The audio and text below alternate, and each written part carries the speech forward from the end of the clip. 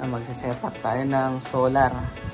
Woo! Dahil naka-work from home tayo, pag nawala ng kuryente, problema. Hindi tayo makapagtrabaho. Kaya set up tayo ng solar para may pang-backup tayo kung sakaling mawala ng kuryente. Ito, solar panel. 50 watts. Tapos, solar battery na 12 volts.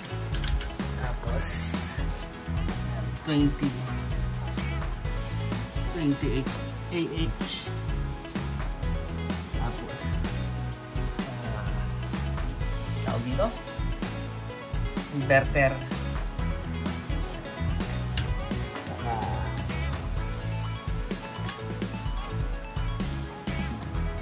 breaker. Solar control, charge controller. May mga wire. Subukan natin yung maglagay nito. Pero mas maganda kung 100 watts yung solar panel mo dahil dalawang 12 volts 20 AH yung gamit natin. Buuin natin.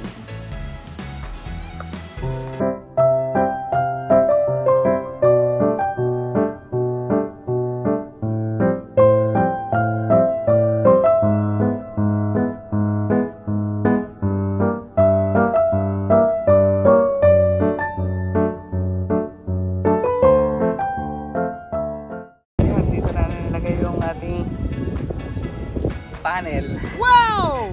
Taas. Takot. Sarap dito. Taas oh.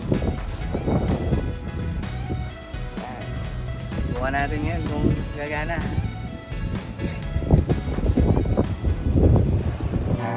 Nalagay na natin yung solar dun sa taas. Ito yung breaker niya. Ayan o. Makikita natin. Nag-charge na siya. Ng battery.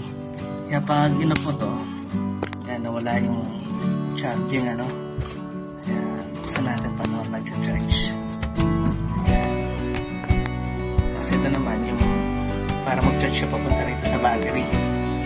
Kasi ito voltage lang to. Paano makita natin po.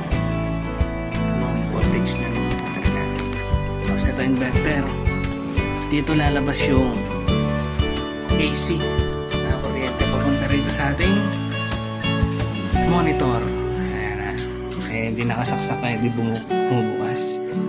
Pag sinaksak natin yan, dapat bubukas to. Sabihin nun, pwede na natin gamitin.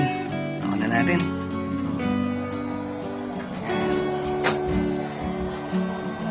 Sabi niya, 12.6 volts daw ito. Tapos yung output niya 231 volts. Kaya tama-tama, easy kasi natin 220 volts. Pag sinaksak natin to, dapat bubukas yung monitor natin.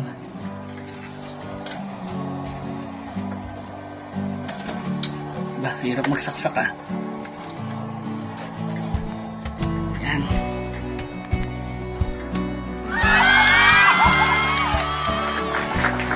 Bukas na. Ayos. Solar na tayo. Pang-backup na tayo kung sakali mawalan ng kuryente. Actually, pwede na naman gamitin yan habang nagtatrabaho.